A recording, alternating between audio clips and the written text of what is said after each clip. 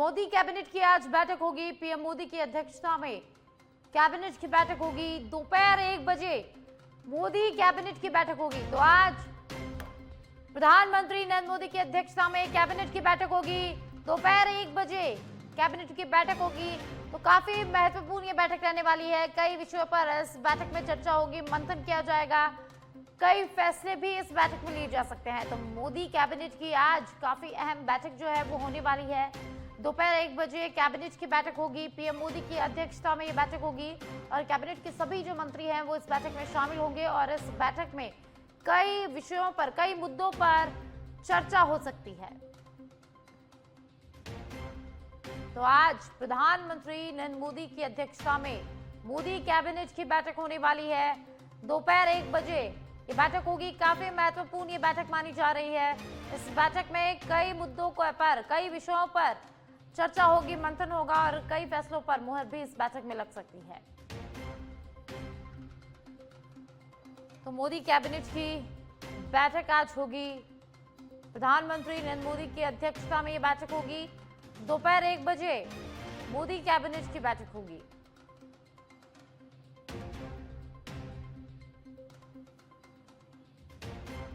तो मोदी कैबिनेट की काफी अहम बैठक आज होने वाली है। दोपहर 1 बजे इस बैठक के लिए समय निर्धारित किया गया है। पीएम मोदी की अध्यक्षता में मोदी कैबिनेट की बैठक आज होगी और इस बैठक में कई विषयों पर, कई मुद्दों पर चर्चा होगी, मंथन होगा और कई फैसलों पर मुहर भी इस बैठक में लग सकती है। तो देखिए, काफी महत्वपूर्ण आज की बैठक मानी जा रही है।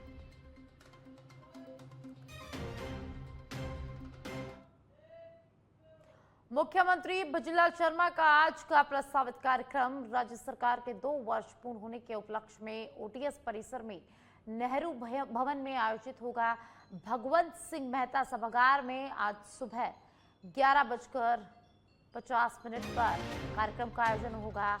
प्रेस ब्रीफिंग के बाद दोपहर 1 बजे विकास रथों को मुख्यमंत्री भजनलाल शर्मा रवाना करेंगे। ओटीएस परिसर से विकास रथों को भी हरी झंडी दिखाकर मुख्यमंत्री भजनलाल शर्मा रवाना करेंगे। मुख्यमंत्री भजनलाल शर्मा के आज के कार्यक्रम राज्य सरकार के 2 साल पूरे होने के उपलक्ष्य में ओटीएस परिसर नेहरू भवन में आयोजन किया जा रहा है। भगवंत सिंह मेहता सभागार में आज सुबह 11:50 पर कार्यक्रम का आयोजन। प्रेस ब्रीफिंग के बाद दोपहर 1 बजे विकास रथों को रवाना करेंगे। ओटीएस परिसर से विकास रथों को हरी झंडी दिखाकर मुख्यमंत्री भजनलाल शर्मा रवाना करेंगे। तो देखिए, राज्य में बीजेपी की सरकार को 2 वर्ष पूर्ण होने वाले हैं और इसके उपलक्ष्य में आज प्रेस ब्रीफिंग होगी। सुबह 11:50 पर प्रेस ब्रीफिंग होगी। प्रेस ब्रीफिंग के बाद दोपहर 1 बजे विकास रथों को रवाना करेंगे मुख्यमंत्री भजनलाल शर्मा। ओटीएस परिसर से विकास रथों को हरी झंडी दिखाकर मुख्यमंत्री भजनलाल शर्मा रवाना करेंगे। और ज्यादा जानकारी के लिए पॉलिटिकल एडिटर लाल सिंह फौजदार जुड़ चुके हैं। राज्य सरकार के 2 साल पूरे होने पर आज प्रेस ब्रीफिंग रखी गई है। मुख्यमंत्री भजनलाल शर्मा रथों को भी हरी झंडी दिखाकर आज रवाना करेंगे। क्या कुछ जानकारी है लाल सिंह?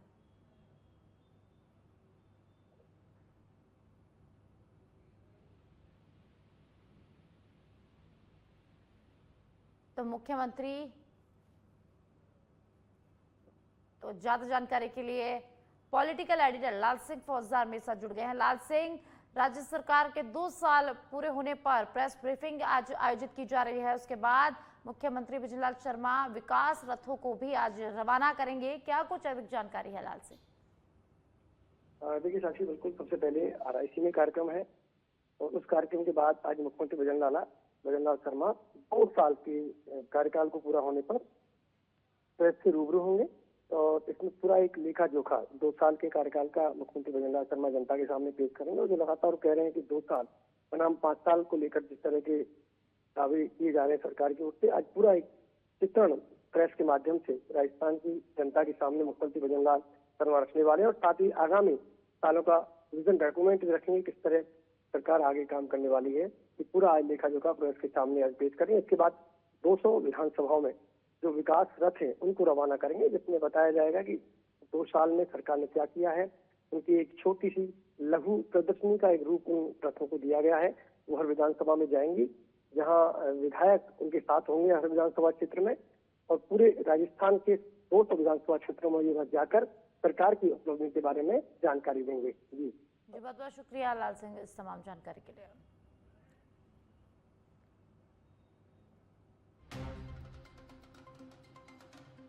मुख्यमंत्री बुजुलाल शर्मा आज मीडिया से रूबरू होंगे। राज्य सरकार के 2 साल पूरे होने के उपलक्ष्य में ओटीएस परिसर में प्रेस ब्रीफिंग का आयोजन भगवंत सिंह मेहता सभागार में आज सुबह 11:50 पर आयोजन रखा गया है। प्रेस ब्रीफिंग के बाद दोपहर 1 बजे विकास रथों को मुख्यमंत्री बुजुलाल शर्मा रवाना करेंगे।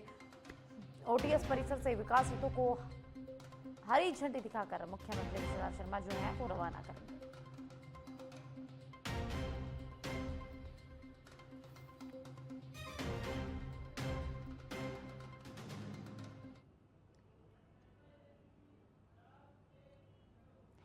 सांसदों के साथ प्रधानमंत्री नरेंद्र मोदी का डिनर हुआ है। पीएम मोदी के आवास पर डिनर मीटिंग हुई है। करीब 2 घंटे तक पीएम आवास पर डिनर पार्टी हुई।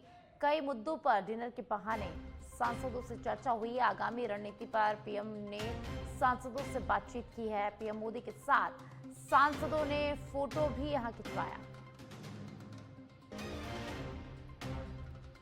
तो प्रधानमंत्री नरेंद्र मोदी की सांसदों के साथ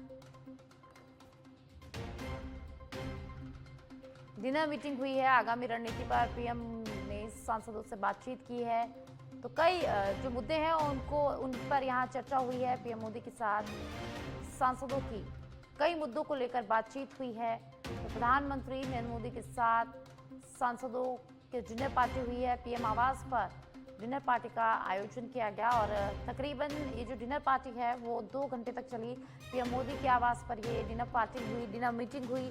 करीब 2 घंटे तक पीएम आवास पर ये डिनर पार्टी चली, जिस दौरान प्रधानमंत्री नरेंद्र मोदी ने सांसदों से कई विषयों पर चर्चा की। कई मुद्दों पर यहाँ चर्चा हुई है। तो आगे की रणनीति पर भी पीएम मोदी ने सांसदों से बातचीत की है।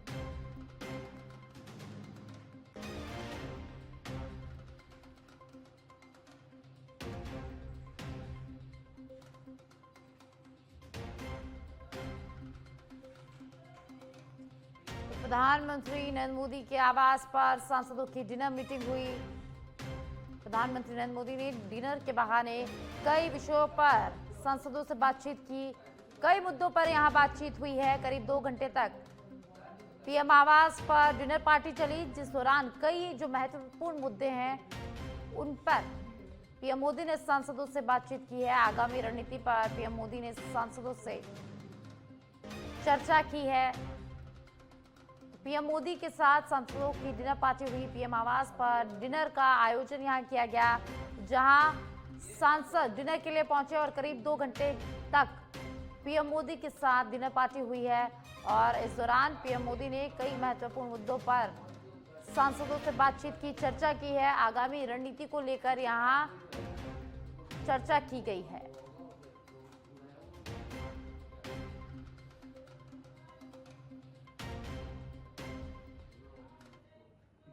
जयपुर से खबर है, जहां राज्य सरकार की दूसरी वर्षगांठ पर कॉन्क्लेव राजस्थान इंटरनेशनल सेंटर में कार्यक्रम नवाचार दिवस स्टार्टअप कॉन्क्लेव। मुख्यमंत्री बुजुलाल शर्मा मुख्य अतिथि के रूप में इस कार्यक्रम में शामिल रहेंगे। 333 स्टार्टअप्स को मिलेगा 10.79 करोड़ रुपए का फंड। स्टार्टअप्स की विशेष प्रदर्शनी बनेगी कार्यक्रम का आकर्षण। डिजीफेस्ट हैकाथॉन का भी यहां शुभारंभ आज होगा।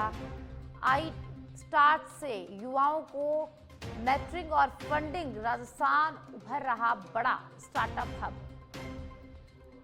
तो सरकार के 2 वर्ष पूरे होने पर स्टार्टअप की विशेष प्रदर्शनी होने वाली है। स्टार्टअप की विशेष जो प्रदर्शनी है वो कार्यक्रम का आकर्षण का केंद्र रहने वाली है। डिजीफेस्ट हैकाथॉन का शुभारंभ भी आज होगा।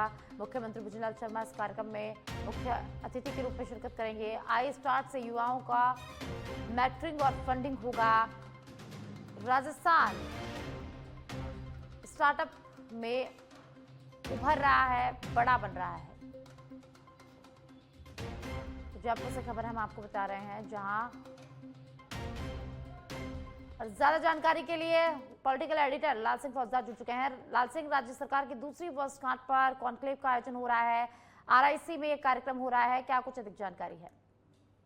देखिए साथी, बिल्कुल जो राजस्थान सरकार ने नवाचार किए हैं, जो जनता की समृद्धि के लिए, राजस्थान के विकास के लिए अलग अलग नवाचार जो किए हैं, उनका आज एक पूरा एक्सपो लगेगा, जिसमें एक झलक दिखाई जाएगी। मुख्यमंत्री भजनलाल शर्मा उसका उद्घाटन करेंगे और वहाँ इसको इस तरह का एक रूप दिया जाएगा जिससे कि आम जनता को भी पता लग सके कि राजस्थान सरकार किस तरह के नवाचार प्रदेश की जनता के लिए कर रही है। खासकर जो अलग अलग सेक्टर में अलग अलग प्रयोग किए गए हैं, एक जनता के जीवन को बेहतर करने के लिए, समृद्ध राजस्थान बनाने के लिए जो अलग अलग प्रयोग किए गए अलग अलग विभागों में, उन सभी विभागों के नवाचारों की एक लघु प्रदर्शनी के रूप में आपको आज पूरा तस्वीर आपको RIC में नजर आएगी। मुख्यमंत्री भजनलाल शर्मा का उद्बोधन भी रहेगा, जिसमें वो ये भी बताएंगे किस तरह नवाचारों से राजस्थान के जो विजन डॉक्यूमेंट्स को लेकर राजस्थान सरकार चल रही है, जो मैन्युफैक्चरिंग को लेकर चल रही है, वो किस तरह आगे बढ़ता जा रहा है। जी, बहुत बहुत शुक्रिया लाल सिंह इस तमाम जानकारी के लिए। तो राज्य सरकार की दूसरी वर्षगांठ पर कॉन्क्लेव राजस्थान इंटरनेशनल सेंटर में कार्यक्रम का आयोजन होगा। मुख्यमंत्री भजनलाल शर्मा यहाँ बतौर मुख्य अतिथि के रूप में शिरकत करेंगे। नवाचार दिवस स्टार्टअप कॉन्क्लेव रखा गया है।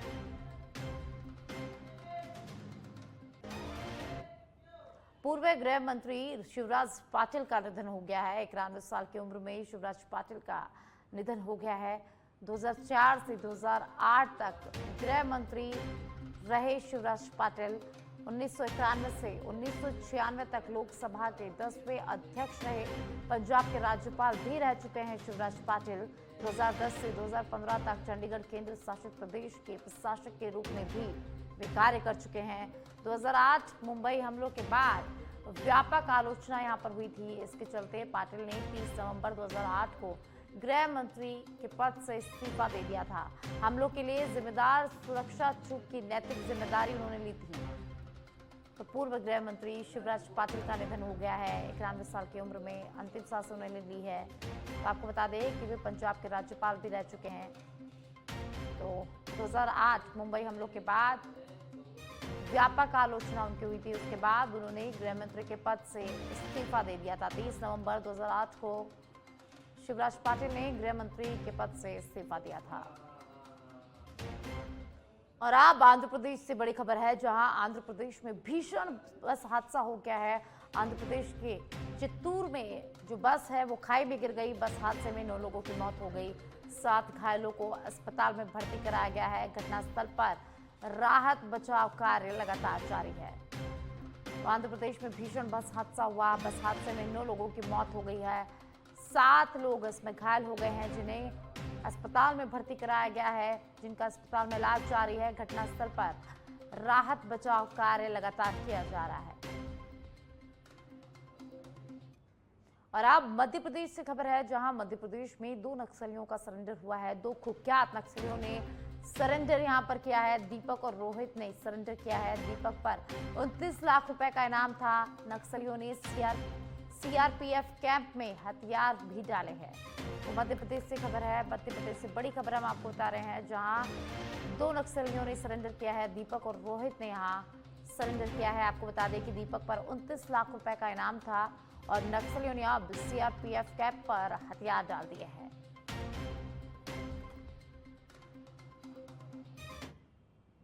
जयपुर से खबर है, जहां विशेष गहन पुनर्निरीक्षण यानी कि SIR कार्यक्रम को लेकर VC के जरिए बैठक होगी। मुख्य निर्वाचन अधिकारी दोपहर 3 बजे VC के जरिए आज बैठक लेंगे। सभी संभागीय आयुक्त और जिला कलेक्टर VC में शामिल रहेंगे। तो SIR पर आज VC के जरिए बैठक होने वाली है। मुख्य निर्वाचन अधिकारी दोपहर 3 बजे वीडियो कॉन्फ्रेंसिंग के जरिए बैठक लेंगे। सभी संभागीय आयुक्त और जिला कलेक्टर इस बैठक में VC के जरिए शामिल होंगे। तो जयपुर से खबर, जहां विशेष गहन पुनर्निरीक्षण कार्यक्रम को लेकर आज VC के जरिए बैठक होने वाली है। तो जयपुर से खबर है, जहां राजस्थान वाटर वर्क्स कर्मचारी संघ की प्रदेश कार्यकारिणी की बैठक आज होगी। 11:30 बजे से प्रदेश कार्यालय ज्योति नगर जयपुर में ये बैठक जो है वो आयोजित होने वाली है। कर्मचारी हितों, लंबित मांगों एवं संगठन की आगामी रणनीति पर अहम निर्णय इस बैठक में लिए जाएंगे। तो राजस्थान वाटर वर्कर्स कर्मचारियों की आज बैठक होगी। 11:30 बजे प्रदेश कार्यालय ज्योति नगर जयपुर में ये बैठक आयोजित होगी। कर्मचारी हितों, लंबित मांगों एवं संगठन की आगामी रणनीति पर इस बैठक में अहम निर्णय लिए जाएंगे।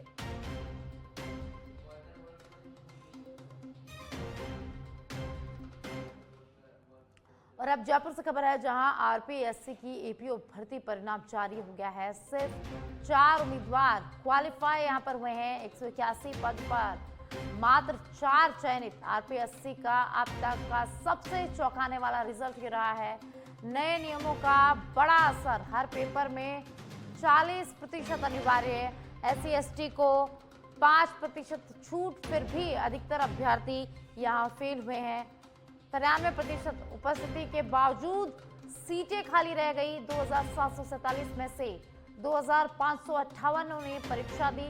रिजल्ट में सिर्फ 4 पास हुए हैं। ओबीसी, SC/ST सहित अधिकांश वर्गों का खाता भी यहां पर नहीं खुल पाया है। आरपीएससी सचिव का कहना है कि नियमों से समझौता नहीं होगा। अभ्यर्थियों में नाराजगी देखने को जा रही है। परीक्षा पैटर्न पर भी यहां सवाल उठे हैं। 181 पदों का भविष्य अधर में है। अगली कार्रवाई पर सबकी नजरें टिकी हुई है। और ज्यादा जानकारी के लिए मेरे सहयोगी कुणाल मेरे साथ जुड़ गए हैं। कुणाल, आरपीएससी की एपीओ भर्ती परीक्षा के जो परिणाम है वो हो गए हैं और इसमें सिर्फ 4 उम्मीदवार हैं वो क्वालिफाई हुए हैं। 181 पदों में से सिर्फ 4 जो उम्मीदवार हैं वो क्वालिफाई हुए हैं। क्या कुछ अधिक जानकारी है?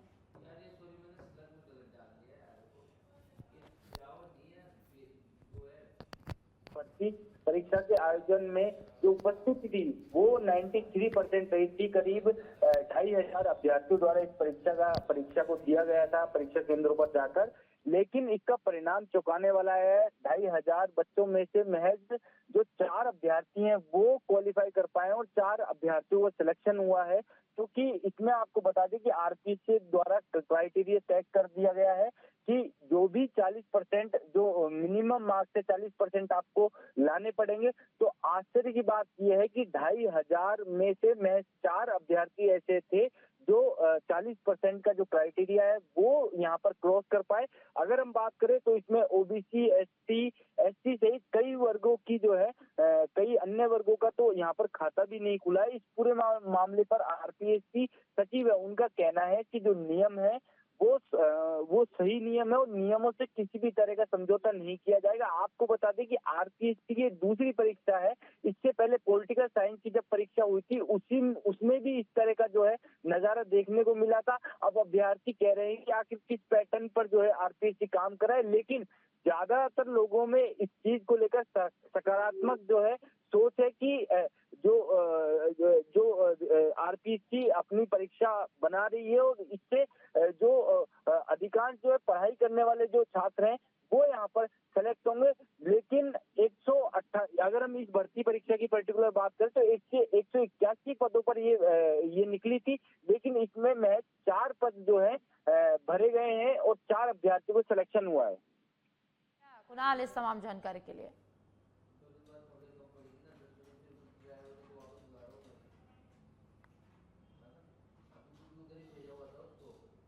और जयपुर से खबर है, जहां एबीवीपी जयपुर प्रांत की प्रेस वार्ता आज होगी। दोपहर 1 बजे प्रेस ब्रीफिंग होगी। विद्यार्थी भवन एबीवीपी कार्यालय में इसका आयोजन होगा।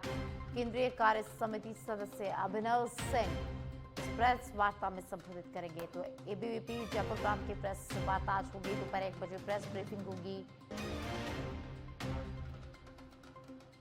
तो विद्यार्थी भवन एबीवीपी कार्यालय में इसका आयोजन होगा। केंद्रीय कार्य समिति सदस्य अभिनव सिंह इस दौरान संबोधित करेंगे।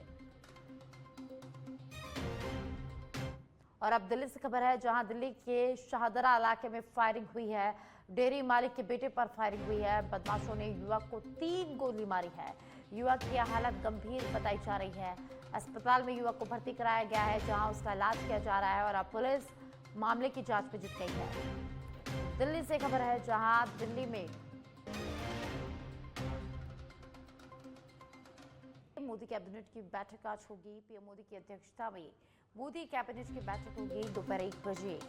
मोदी कैबिनेट की काफी महत्वपूर्ण बैठक जो है वो होने वाली है।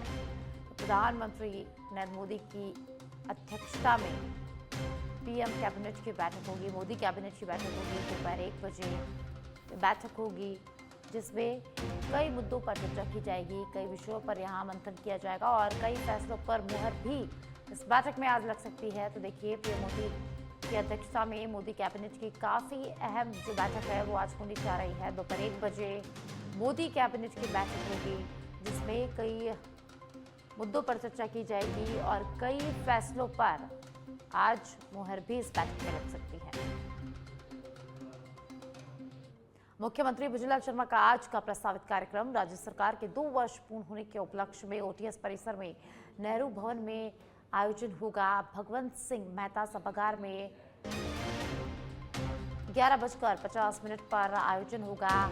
प्रेस ब्रीफिंग यहाँ पर होगी और प्रेस ब्रीफिंग के बाद दोपहर 1 बजे विकास रथों को मुख्यमंत्री रवाना करेंगे। ओटीएस परिसर से विकास रथों को हरी झंडी दिखाकर मुख्यमंत्री भुजलाल शर्मा रवाना करेंगे।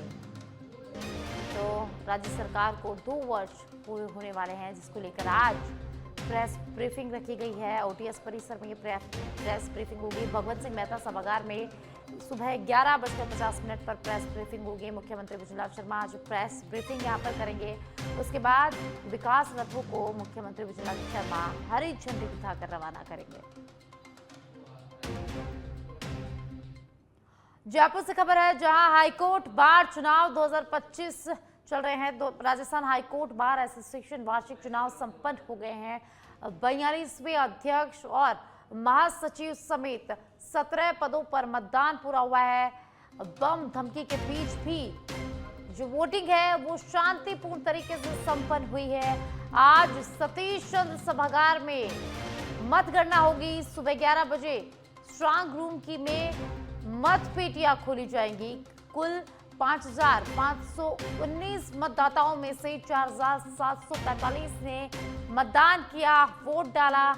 हाईकोर्ट परिसर में आज भी कड़ी सुरक्षा व्यवस्था की गई है। तो हाईकोर्ट बार एसोसिएशन के चुनाव संपन्न हो गए हैं। 2025 के चुनाव संपन्न हुए हैं और आज मतगणना होगी। सुबह 11 बजे स्ट्रांग रूम से मतपेटियों को आज खोला जाएगा। आपको बता दें कि कुल 5,119 मतदाताओं में से 4,745 ने अपने मतों का प्रयोग किया। तो हाईकोर्ट परिसर में भी आज भी कड़ी सुरक्षा के इंतजाम किए गए हैं।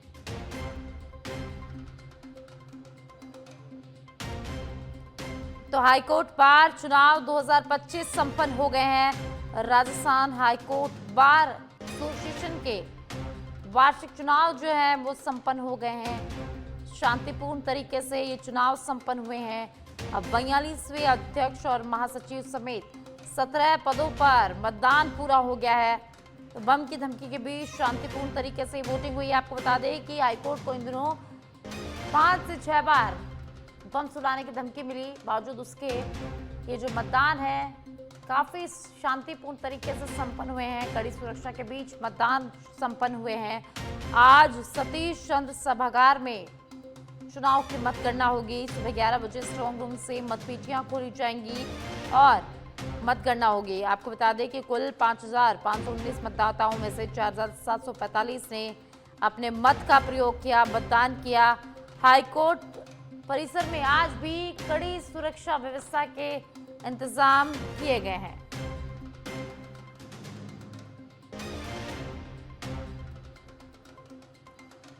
हाईकोर्ट वार्षिक चुनाव संपन्न हो गए हैं। 2025 चुनाव संपन्न हो गए हैं। राजस्थान हाईकोर्ट बार एसोसिएशन वार्षिक चुनाव जो है बड़ी शांतिपूर्ण तरीके से संपन्न हुए हैं। 42वें अध्यक्ष और महासचिव समेत 17 पदों पर मतदान पूरा हो गया है। बम की धमकी के बीच भी शांति से वोटिंग यहां पर संपन्न हो गई है।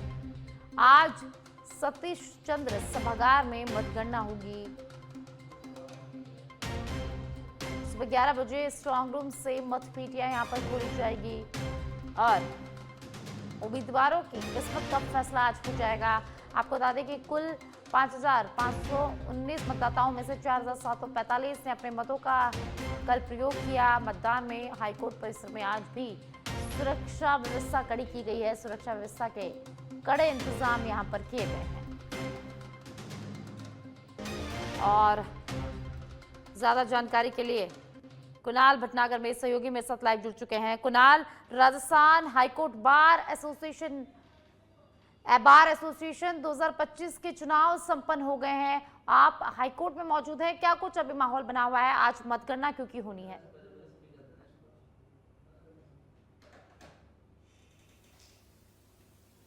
देखिए साक्षी, आपको बता दें कि कल हाईकोर्ट में जो है चुनाव संपन्न हुए। सभी जो अधिवक्ता हैं उन्होंने अपने मत का प्रयोग किया और आज क्योंकि महत्वपूर्ण दिन है, जो नतीजे हैं वो उसके आने वाले हैं। इस समय हम सभागार में मौजूद हैं। मैं अपने सहयोगी से कहूँगा कि वो तस्वीरें यहाँ पर दिखाएं कि जो यहाँ पर मतगणना की तैयारियाँ हैं वो यहाँ पर शुरू हो गई हैं, क्योंकि अब से लगभग 11 बजे जो है मतगणना शुरू होने का जो समय है वो यहाँ पर दिया हुआ है। उससे पहले जो तमाम जो तैयारियां हैं वो यहाँ पर पूरी की जा रही हैं। तमाम आप तस्वीरों में देख सकते हैं यहाँ पर जो मौजूद हैं। इसके अलावा अगर मैं बाहर का नज़ारा आपको दिखाना चाहूँ तो यहाँ पर आप सामने देखेंगे तो खाली कुर्सियाँ हैं। अब से कुछ देर बाद जो अधिवक्ताओं के पहुँचने का सिलसिला है वो यहाँ पर शुरू होगा। इसके अलावा अगर हम बात करें, क्योंकि ये जो आप सामने देख रहे हैं चैनल गेट, यहाँ पर जो है जो मत पेटियाँ हैं वो यहाँ पर रखी गई हैं और जब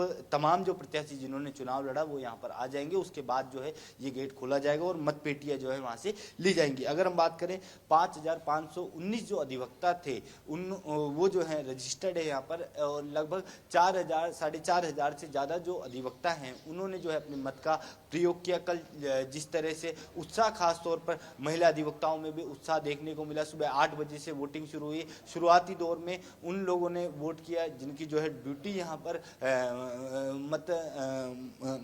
मतदान के लिए लगाई गई थी। उसके अलावा हम बात करें तो सुरक्षा के जो पुख्ता इंतजाम यहाँ पर किए गए हैं। मैं अपने सहयोगी से अनुरोध करूंगी वो तस्वीरों में यहाँ पर दिखाएं कि जो पुलिस बल भी है वो यहाँ पर तैनात है और क्योंकि 11 बजे वोटिंग शुरू होनी है उसको लेकर जो है खासा जो सुरक्षा के माकूल इंतजाम है वो साक्षी यहाँ पर किए गए हैं और 11 बजे से यहाँ पर वोटिंग शुरू हो जाएगी। बता दें कि 42वें अध्यक्ष का जो चुनाव है वो यहाँ पर उसका नतीजा यहाँ पर आना है और उसके बाद जो है सचिव और अन्य पदों के लिए जो 11 बजे से जो वोटिंग प्रक्रिया है वो गिने जाएंगे, मतपत्र जो है गिने जाएंगे और 11 बजे के बाद से जो भी अपडेट है वो लगातार सच बेदरक देता रहेगा। आपको बता दें कि कल जो है शांतिपूर्ण मतदान संपन्न होने के बाद आज जो है महत्वपूर्ण दिन है जहां पर जो मत हैं उनकी जो है यहाँ पर काउंटिंग शुरू होगी और अभी जो शुरुआती तैयारियां हैं वो यहाँ पर पूरी कर ली गई है। हाईकोर्ट परिसर में इस समय हम मौजूद हैं। जी कुणाल, कई बार हाईकोर्ट को बम की धमकियां इस दौरान मिली है और उसके बाद भी बड़ी सुरक्षा के साथ शांतिपूर्ण कल जो चुनाव है वो संपन्न हो गया। आज चूंकि रिजल्ट आना है तो आज किस तरह की व्यवस्था हाईकोर्ट परिसर में की गई है?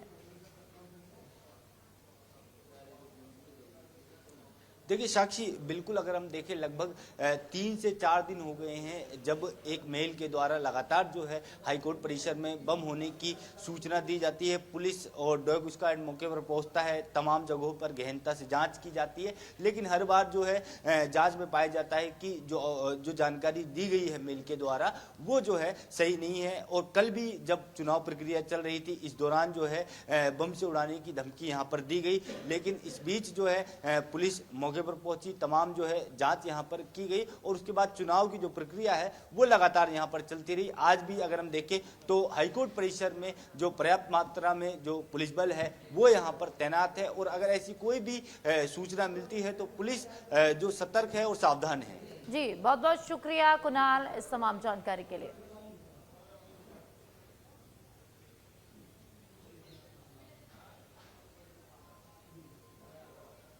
तो जयपुर में हाईकोर्ट परिसर के जो चुनाव हैं वो संपन्न हो गए हैं और आज उनका रिजल्ट आना बाकी है। चले खबरों में आगे बढ़ेंगे। जयपुर में आज संभाग स्तरीय वाटर स्ट्रीट महोत्सव होगा। आयोजन सुबह 11 बजे महाराणा प्रताप सभागार में आयोजित होगा। श्यामनगर दुर्गापुरा में ये जो कार्यक्रम है वो आयोजित होने जा रहा है। संसदीय कार्य व विधि न्याय मंत्री जोगाराम पटेल इस कार्यक्रम में मुख्य अतिथि रहेंगे। कार्यक्रम की जानकारी अतिरिक्त मुख्य अभियंता दिनेश कुमार ने साझा की है। PMKSY के तहत संचालित 29 परियोजनाओं के लाभार्थी इस कार्यक्रम में शामिल होंगे। किसानों को योजना की जानकारी और लाभ पहुंचाने पर इस कार्यक्रम में फोकस रहने वाला है। स्थानीय जनप्रतिनिधि और परियोजना क्षेत्रों के किसान इसमें सहभागिता निभाएंगे। तो आज स्थानीय जनप्रतिनिधि और परियोजना क्षेत्र के किसान आज के कार्यक्रम में सहभागिता निभाएंगे। आज जयपुर में संभाग स्तरीय वाटरशेड महोत्सव होने वाला है। तो संसदीय कार्य मंत्री जोगाराम पटेल मुख्य अतिथि के रूप में कार्यक्रम में शिरकत करेंगे। आयोजन सुबह 11 बजे महाराणा प्रताप सभागार श्यामनगर दुर्गापुरा में आयोजित हो रहा है। संसदीय कार्य व विधि न्याय मंत्री जोगाराम पटेल इस कार्यक्रम में बतौर मुख्य अतिथि के रूप में शिरकत करेंगे। कार्यक्रम की जानकारी अतिरिक्त मुख्य अभियंता दिनेश कुमार ने साझा की है। PMKSY के तहत संचालित 29 परियोजनाओं के लाभार्थी इस कार्यक्रम में शामिल होंगे। किसानों को योजना की जानकारी और लाभ पहुंचाने पर इस कार्यक्रम में फोकस रहने वाला है। सारे जनप्रतिनिधि और परियोजना क्षेत्रों के किसान इस कार्यक्रम में सहभागिता निभाएंगे।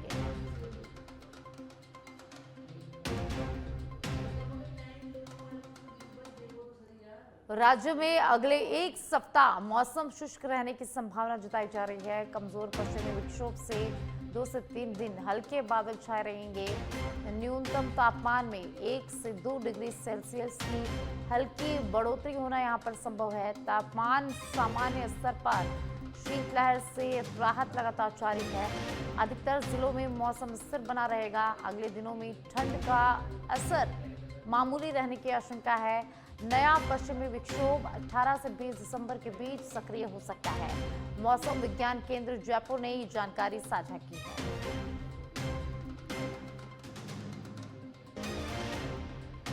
तो अगले दिनों में ठंड का असर मामूली रहने वाला है। नया पश्चिमी विक्षोभ 18 से 20 दिसंबर के बीच सक्रिय होने की संभावना है। और अब पाली की देसुरी से खबर है, जहां देसुरी नाल में मार्बल से लदा ट्रोला फिसल गया। ट्रोला फिसलने से 2 घंटे तक वहां पर जाम रहा। रात 11:30 बजे देसुरी नाल के पंजाब मोड़ के पास मार्बल से भरा ट्रोला फिसल गया है। क्लच प्लेट फेल होने के कारण यह हादसा हुआ है।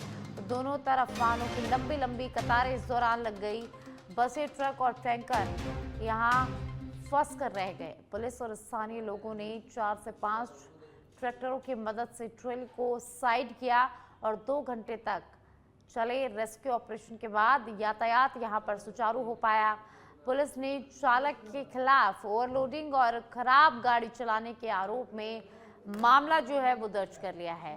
तो पाली की देसुरी से खबर है, जहां देसुरी नाल में एक ट्रक फंस गया। ट्रोला फिसलने से 2 घंटे तक जाम की स्थिति बनी रही। रात 11:30 बजे देसुरी नाल के पंजाब मोड़ के पास ये पूरा हादसा हुआ। क्लच प्लेट फेल होने के कारण यह हादसा हुआ है। देसुरी नाल में मार्बल से लदा जो ट्रोला है वो फंस गया और ट्रोला फंसने से 2 घंटे तक जाम की स्थिति यहां पर बनी रही। लोगों और प्रशासन की मदद से ट्रोले को साइड करवाया गया और यातायात को सुचारू किया गया। बीकानेर से खबर है, जहां कोतवाली पुलिस को बड़ी सफलता मिली है। 70 लाख की चोरी की वारदात करने वालों को यहां गिरफ्तार किया गया है। गिरफ्तार किए गए चोर पर 22 मामले पहले से दर्ज है। एएसपी सिटी चक्रवर्ती सिंह राठौड़ ने इसका खुलासा यहां पर किया है।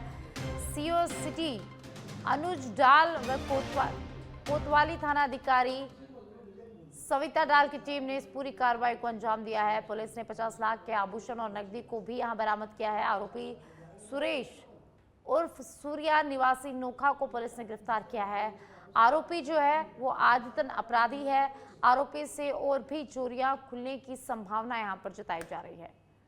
बीकानेर से खबर है, जहां पुलिस ने बड़ी चोरी 70 लाख की चोरी का खुलासा करते हुए एक आरोपी को गिरफ्तार किया है। और अब सीकर के खंडेला से खबर है, जहां खंडेला उपखंड कार्यालय के बाहर बावरिया समाज का अनिश्चितकालीन धरना 23वें दिन भी लगातार जारी रहा।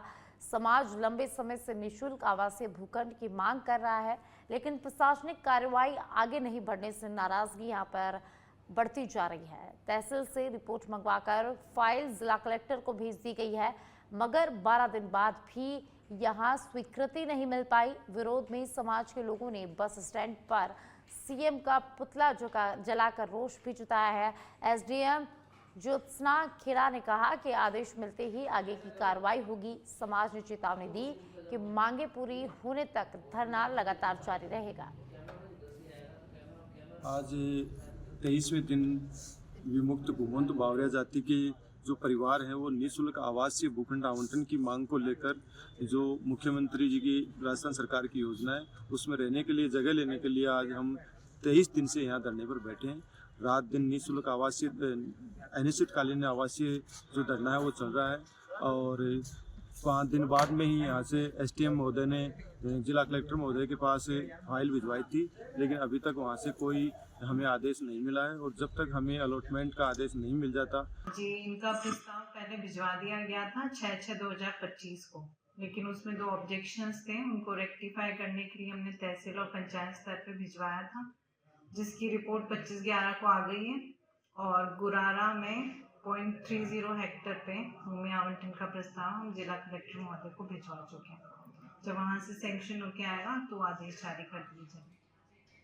जयपुर से खबर है, जहां राजस्थान विश्वविद्यालय से जुड़ी खबर सामने आ रही है। आज से 14 दिसंबर तक गुलदाउदी की प्रदर्शनी यहां पर लगेगी। आज और कल आमजन इस प्रदर्शनी को देख सकेंगे। 14 दिसंबर को गुलदाउदी के फूलों की बिक्री यहां पर की जाएगी। 150 रुपए प्रति गमला इसकी दर यहां पर रखी गई है और इस बार 40 से ज्यादा फूलों की किस्में तैयार की गई है।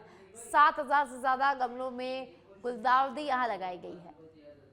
तो राजस्थान विश्वविद्यालय से खबर है, जहां गुलदाउदी की प्रदर्शनी लगाई जा रही है।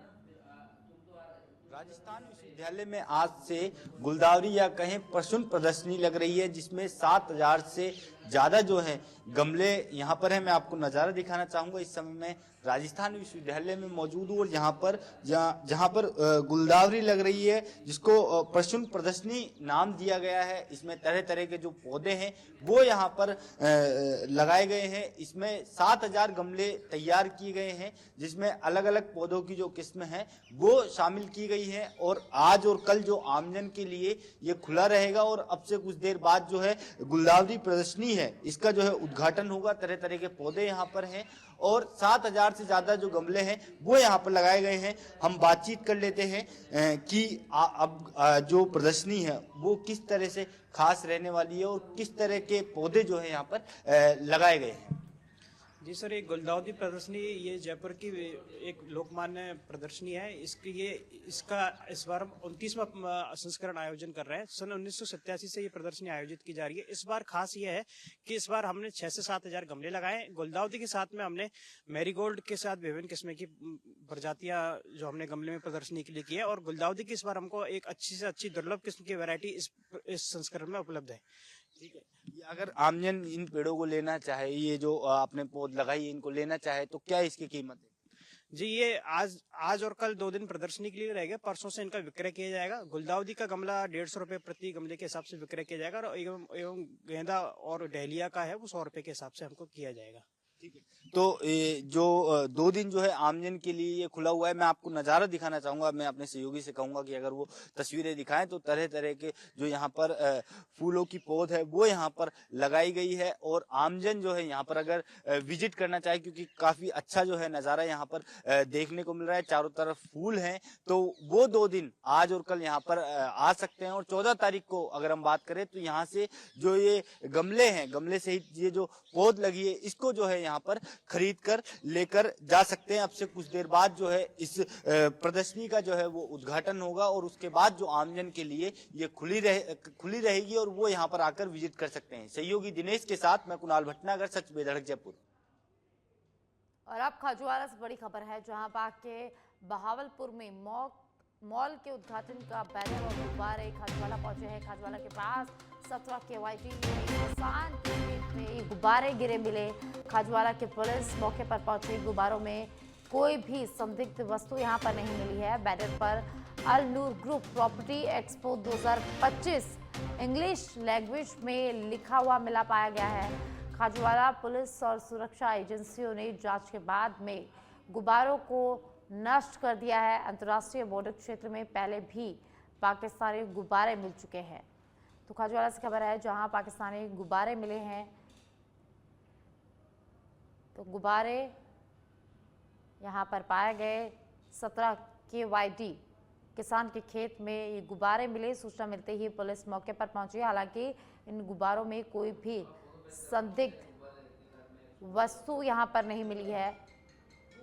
तो आपको बता दें कि अंतर्राष्ट्रीय बॉर्डर क्षेत्र में पहले भी कई बार पाकिस्तानी गुब्बारे मिल चुके हैं और आज एक बार फिर किसान के खेत में गुब्बारे गिरे मिले हैं।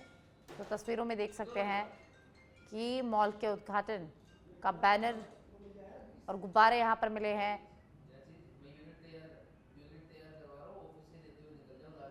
और ज्यादा जानकारी के लिए मेरे सहयोगी सुरेंद्र मेरे साथ जुड़ गए हैं। सुरेंद्र, 17 KYD में किसान के खेत में पाकिस्तानी गुब्बारे मिले हैं, क्या कुछ अधिक जानकारी है? इंटरनेशनल बॉर्डर इलाके के अंदर लगातार गुब्बारों मिलने का सिलसिला है, वो लगातार जारी है। एक बार फिर खाजवाला थाना क्षेत्र के 17 KYD के पास में किसान के खेत में एक पाकिस्तानी गुब्बारा है, वो मिला है। इस समय पुलिस मौके पहुंची, जांच की, तो वहां पर उसमें किसी भी प्रकार की कोई संदिग्ध वस्तु नहीं मिली। उसके बाद राहत की सांस ली गई है। सूचना एजेंसियों के द्वारा जांच की गई है। प्रथम दृष्टया जानकारी मिली है कि ये गुब्बारा पाकिस्तान के भावलपुर में एक मॉल का उद्घाटन होना था। उसके प्रचार प्रसार के लिए कंपनी ने बैनर को हवा में गुब्बारों के सहारे बांधकर आकाश में उड़ाया और ये गुब्बारा हवा के रुख बदलने के कारण भावलपुर से उड़कर खाजवाला थाना क्षेत्र के 17 KYD के पास में खेत में आकर गिर गया। इसकी सूचना खेत के मालिक ने खाजवाला पुलिस को दी। उसके बाद पुलिस की टीम मौके पहुंची है। हेड कांस्टेबल दारा सिंह से मिली जानकारी के अनुसार पुलिस के द्वारा इन गुब्बारों को चेक करने पर किसी भी प्रकार की कोई संदिग्ध वस्तु नहीं मिली है।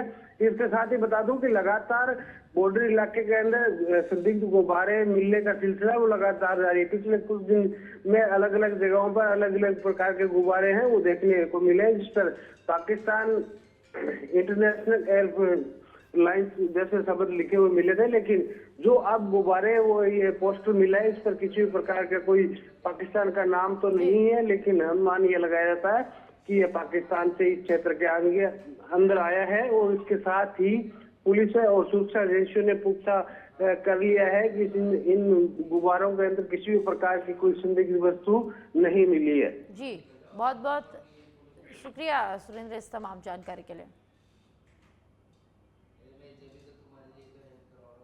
डीडवाना में कस्टोडियन जमीनों को सरकारी घोषित किए जाने के विरोध के बीच राज्य सरकार ने बड़ा कदम उठाया है। राजस्व विभाग ने 4 सदस्यीय राज्य स्तरीय कमेटी गठित की है जो किसानों के ज्ञापन और पुराने अभ्यावेदनों के आधार पर पूरे प्रकरण का विधिक परीक्षण करेगी। कमेटी में डीडवाना, चोमू, जयपुर के तहसीलदार और एक DLR शामिल है। डीडवाना विधायक यूनुस खान कमेटी गठन का आदेश लेकर जिला कलेक्टर डॉक्टर महेंद्र खड़गावत से मिले।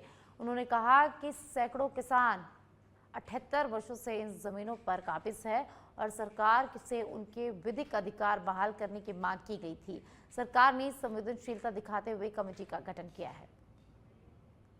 माननीय मनमोहन सिंह जी के नेतृत्व वाली सरकार ने कैबिनेट में फैसला लिया कि ये सारी कस्टोडियन जमीनें इसको शिवाचक घोषित कर दिया जाए। और 2009 में जब गहलोत साहब मुख्यमंत्री थे, उन्होंने एक बाकायदा आदेश निकाल करके इन सारी कस्टोडियन भूमियों को, निष्क्रांत भूमियों को शिवाचक घोषित किया। उस समय MLA कौन था 2009 में? राजस्थान का मुख्यमंत्री कौन था जो अपने गिरिबान में झांक करके देखे जब गरीबों के साथ अत्याचार, अन्याय और दबाव पड़ रहा था, उस समय तो वो बोले नहीं। और 18 से 23 के बीच में मंत्री और विधायक रहे, तब भी नहीं बोले।